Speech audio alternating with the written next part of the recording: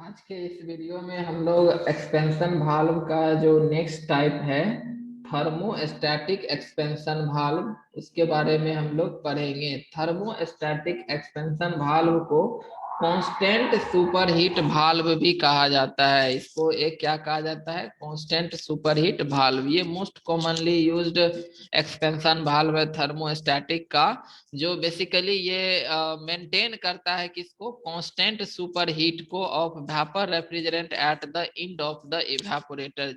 जो इवेपोरेटर है, तो इवेपोरेटर में जैसा हम जानते हैं कि इधर जो है एक्सपेंशन वाल्व लगा हुआ रहता है, एक्सपेंशन डिवाइस जो भी है, और इस साइड में जो है कंप्रेसर लगा हुआ रहता है ना। तो अगर यहाँ पर एक्सपेंशन डिवाइस के रूप में अगर हम थर्मोस्टैटिक एक्सपेंशन वाल्व यूज करते हैं, तो ये थर्मोस्टैटिक एक्सपेंशन वाल्व में जो है ये बेसिकली ऑपरेट होता है कि जो इवेपोरेटर से जो रेफ्रिजरेंट आउट होता है, यहाँ पर एक सेंसर के थ्रू जो है ये थर्मोस्टैटिक एक्सपेंशन वाल्व ऑपरेट होता है। इसीलिए इसको हम कांस्टेंट सुपर हीट वाल्व कहते हैं, क्योंकि ये इवेपोरेटर में की जो टेम्परेचर है, यानी उसका जो हीटिंग है, वो उसको मेंटेन रखता है, यानी कि इवेपोरेटर को बहुत ज्यादा सुपर हीट नहीं होने देता है, या फिर उसको सब कूल्ड नहीं, मतलब बहुत ज्यादा कूल्ड भी नहीं होने देता है। तो ये हम बोले तो एज ए कि इवेपोरेटर के आउटलेट पर एक टेम्परेचर को मेंटेन रखता है। तो ये इसका थर्मोस्टैटिक एक्सपेंशन वाल्व का ये सेटअप है, जिसमें इसके बॉटम पोर्शन में क्या लगा हुआ है? एक स्प्रिंग एडजस्टिंग स्क्रू लगा हुआ है। इस स्क्रू को हम लोग रोटेशन करके स्क्रू को हम लोग यहाँ पर एक्सियल मोशन यानी ऊपर या नीचे कर सकते हैं। तो स्क्रू का अगर अपवार्ड मोशन स्प्रिंग को क्या करेगा? कंप्रेस करेगा। तो स्प्रिंग आगे जो है अपना जो भाल्व लगा हुआ है स्प्रिंग के आगे, वो इसको कंप्रेशन करेगा और भाल्व को ऊपर की तरफ मूव करवाएगा। और अगर स्क्रू को हम लोग यहाँ पर ढीला करते हैं, यानी स्क्रू को अगर हम लोग यहाँ पर लूज करते हैं, तो स्प्रिंग यहाँ एक्सपेंड करेगा, तो ये भाल्व को क्या करेगा? लोअर करेगा। और ये भाल्व जो है ये एक भाल्व सीट के ऊपर है, और इसी इसी चैम्बर में लिक्विड रेफ्रिजरेंट जो है वो कंडेंसर के बाद ये एंट्री ले रहा है, और जहाँ पर फर्स्ट यहाँ पर स्ट्रेनर लगा हुआ है जो उसको फिल्टर करके आगे जाने देता है, और रेफ्रिजरेंट जो है स्ट्रेनर से पास करके इसी चैम्बर में आता है। अब इस चैम्बर से इस चैम्बर में जाने के लिए अब ये बीच में कंट्रोलिंग भाल्व है। अब ये भाल्व अगर ज्यादा ओपन होगा तो यहाँ से लिक्विड रेफ्रिजरेंट हायर क्वांटिटी में पास करेगा। अगर ये भाल्व जो है क्लोज होगा भाल्व सीट के ऊपर, तो इसका जो मास है वो कम फ्लो करेगा। तो ऐसा हम कह सकते हैं कि यहाँ पर जो ये भाल्व है ये रेफ्रिजरेंट के मास फ्लो रेट को कंट्रोल कर रहा है। ये भाल्व जो है फर्दर आगे पुश रॉड के थ्रू डायफ्रैगम से जुड़ा हुआ है ना। और डायफ्रैगम से जुड़ा हुआ है, यानी कि स्प्रिंग का मूवमेंट जो है ये डायरेक्ट डायफ्रैगम को अप या डाउन मूव करेगा। यहाँ पर इसमें इक्विलाइजर होता है, एक इंटरनल इक्विलाइजर होता है, एक एक्सटर्नल इक्विलाइजर होता है। कि एक इंटरनली यहाँ पर पार्टली जो इक्वलाइज होता है प्रेशर को, और एक एक्सटर्नली इक्वलाइजर में बाहर से हम प्रेशर को मेंटेन करते हैं। तो यहाँ से फिर ये रेफ्रिजरेंट एंट्री लेता है कहाँ पर? इवेपोरेटर में, यानी कि यहाँ से रेफ्रिजरेंट आउट होकर के जाता है इवेपोरेटर में, और वो इवेपोरेटर से पास करते हुए आगे की ओर मूव करके ये आगे जो है तो यहाँ पर चला जाता है कहाँ पर? कंप्रेसर में। ठीक है। तो अब यह है कि इस इवेपोरेटर के इंड पॉइंट पे, यानी कि इस ट्यूब का जो इंड है यहाँ पर एक लगा हुआ है फीलर बल्ब। ठीक है, ये क्या लगा हुआ है? फीलर बल्ब लगा हुआ है। और ये इवेपोरेटर कंप्रेसर की किधर है? सक्शन साइड में है। ये फीलर बल्ब जो है आगे एक कैपिलरी ट्यूब के साथ कनेक्टेड है, जो कि डायफ्रैगम के का जो अपोजिट है, यानी इस साइड तो स्प्रिंग कंट्रोल कर रहा है, और इस साइड जो है फीलर बल्ब से होकर के एक कैपिलरी ट्यूब है, और ये ट्यूब डायरेक्ट इस चैम्बर से कनेक्टेड है। और इस फीलर बल्ब में जो रेफ्रिजरेंट यूज होता है, ये फीलर बल्ब जो है पार्टली जो है ये कि किससे भरा हुआ रहता है? रेफ्रिजरेंट से भरा हुआ रहता है। और ये इसमें जो रेफ्रिजरेंट हम यूज करते हैं वो सेम रेफ्रिजरेंट होता है जो इस इवेपोरेटर कॉइल से फ्लो हो रहा है। तो इवेपोरेटर से जो रेफ्रिजरेंट जा रहा है वो तो अपना आगे निकल गया, कंप्रेसर में चला गया, लेकिन फिलर बल्ब का के अंदर जो रेफ्रिजरेंट है उसका मूवमेंट जो है वो यहाँ से लेकर के इस डायफ्रैगम के चैम्बर, अपर चैम्बर तक ही है, और फिर ये वापस यहाँ से फिलर बल्ब तक ही है। ठीक है, इसका मूवमेंट इतना ही के बीच में है।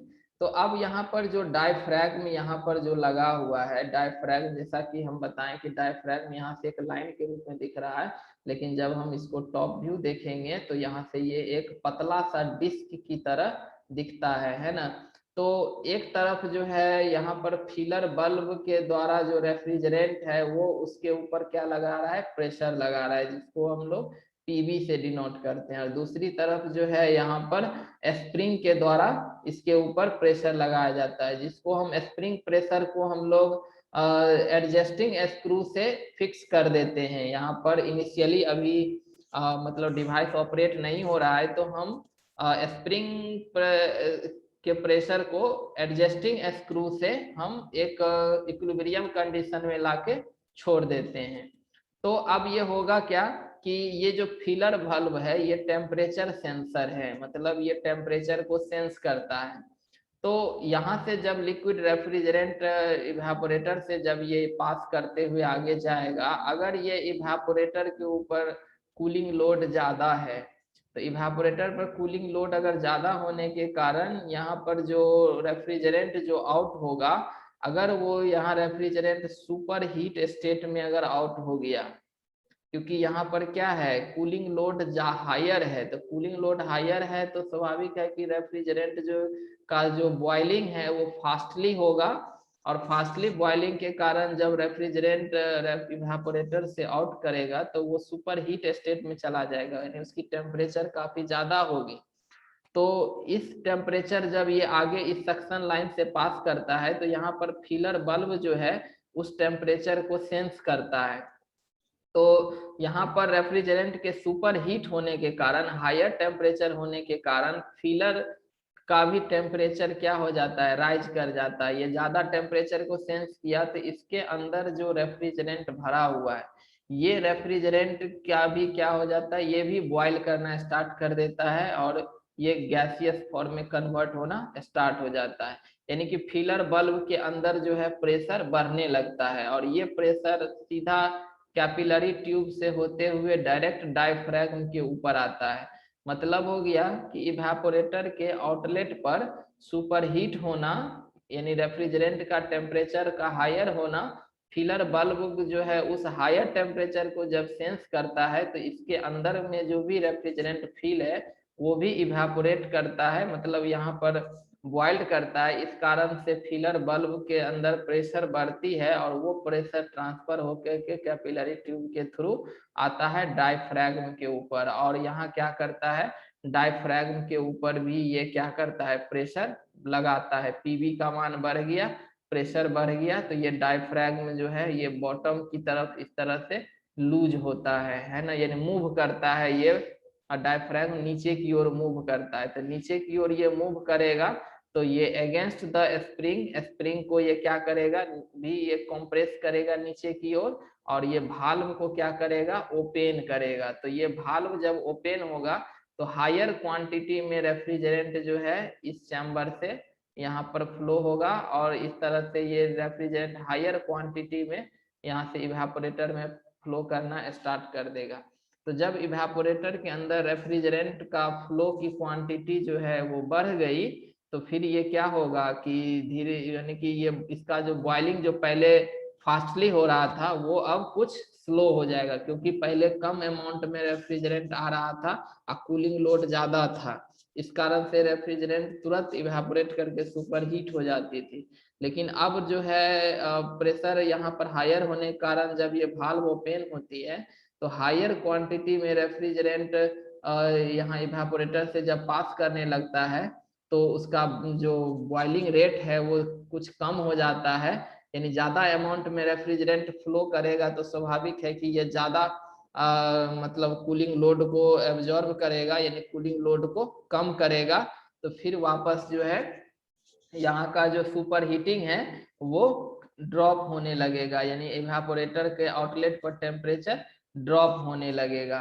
तो इस तरह से इवेपोरेटर जो पहले सुपर हीट होकर के इसका प्रेशर बढ़ गया था, वो अब रेफ्रिजरेंट के मास फ्लो के कारण वो प्रेशर वापस लोअर हो जाता है। ठीक है, इसका अपोजिट अब अगर मान ले कभी ये हो गया कि इवेपोरेटर के ऊपर जो है कूलिंग लोड कम हो गया, यानी कि इवेपोरेटर बहुत देर से फ्रिज चल रहा है, लगभग फ्रिज के अंदर जितना भी सामान है वो ठंडा हो चुका है, तो उस पर कूलिंग लोड क्या हो जाती है, कम हो जाती है। तो फिर क्या होगा कि यहाँ पर जो टेम्परेचर होगा इवेपोरेटर के आउटलेट पर, यहाँ पर टेम्परेचर क्या हो जाएगा, लोअर हो जाएगा। तो टेम्परेचर अगर लोअर होगा तो इस लोअर टेम्परेचर को भी फिलर बल्ब सेंस करेगा। तो इस कारण से इस फिलर बल्ब के अंदर जो रेफ्रिजरेंट है वो भी कूल हो जाएगा। तो ये कूल होने से इसकी प्रेशर जो है वो घट जाएगी, यानी कि यहाँ पर जो पीवी का मान है वो क्या हो जाएगा, घट जाएगा। यानी कि चूंकि यहाँ फिलर बल्ब जो है वो कूलिंग इफेक्ट को, मतलब ऐसा बोले कि लोअर टेम्परेचर को सेंस कर रहा है, तो प्रेशर भी क्या होगा, ये लो हो जाएगा। तो इस प्रेशर लो हो जाएगा अगर इधर, तो यहाँ से स्प्रिंग क्या करेगा, वापस इस डायफ्रैगम को ऊपर की ओर धक्का दे करके डायफ्रैगम को अपवार्ड की तरफ मूव कर देगा। तो ये तो अपवार्ड डायफ्रैगम का ऊपर की ओर मूव करना, ये भाल्व को भी ऊपर की ओर मूव करवाएगा। भाल्व जो है यहाँ पर जो पार्ट है रेफ्रिजरेंट का, उसको ये क्लोज करेगा, और जब ये क्लोज कर देगा तो कम क्वांटिटी में ही रेफ्रिजरेंट जो है यहाँ से इधर की ओर फ्लो कर पाएगा। और इस तरह से जब lower quantity of refrigerant evaporator से पास करेगा, तो फिर यहाँ पर बॉइलिंग क्या होगा, फास्टर होगा। तो बॉइलिंग अगर फास्टर होने लगेगा तो फिर से जो इवेपोरेटर का टेम्परेचर जो आउटलेट पे लोअर हो गया था, वो फिर से अपना एक इक्विलिब्रियम वैल्यू तक वो गेन कर लेगा। तो इस तरह से यहाँ पर फिलर बल्ब जो है वो टेम्परेचर को सेंस करके, और इस फिलर बल्ब के रेफ्रिजरेंट के द्वारा ही प्रेशर जो है वो डायफ्रैगम के ऊपर लगा हुआ रहता है।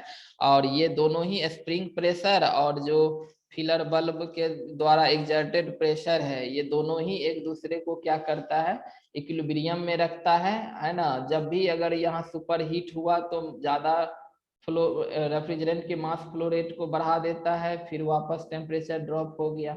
अगर यहाँ पर टेम्परेचर लोअर होता है तो वाल्व को क्लोज करके कम क्वांटिटी में रेफ्रिजरेंट को फ्लो करवाता है, तो इस कारण से फिर वापस टेम्परेचर यहाँ राइज कर जाती है। तो इस तरह से ये अपने आप जो थर्मोस्टैटिक है, यानी कि एक कांस्टेंट टेम्परेचर को, यानी एक कांस्टेंट सुपर हीट को इवेपोरेटर के आउटलेट पर एक कांस्टेंट सुपर हीट को बनाए रखता है, जो कि जरूरी है, क्योंकि इसके आगे तो अब कंप्रेसर है। हम लोग पैरामीटर में देखे भी थे कि अगर सुपर हीटिंग होता है तो फिर कंप्रेसर वर्क बढ़ जाती है, सीओपी घट जाता है। इसीलिए यहाँ पर एक मतलब फिक्स्ड अमाउंट में ही सुपर हीट होना चाहिए, ज्यादा नहीं। तो उस चीज को थर्मोस्टैटिक एक्सपेंशन वाल्व जो है वो मेंटेन करके रखता है, और फिर ये हमारा डिवाइस जो है वो ऑपरेट होते रहता है। तो इस प्रकार से हम लोग जो है थर्मोस्टैटिक एक्सपेंशन वाल्व के बारे में भी जान लिए। मतलब कोई भी एक्सपेंशन वाल्व है तो उसका मेन फंक्शन यही है कि वो इवेपोरेटर प्रेशर को एक मेंटेन करके रखे, है ना। कोई भी इसमें यूज करेंगे तो इसका मतलब कोई भी टाइप हो, सबका वही काम है कि इसके अंदर जो भी इवेपोरेटर है उसके प्रेशर टेम्परेचर को ये मेंटेन करके रखे। तो इसीलिए एक्सपेंशन वाल्व हम यूज करते हैं यहाँ पर।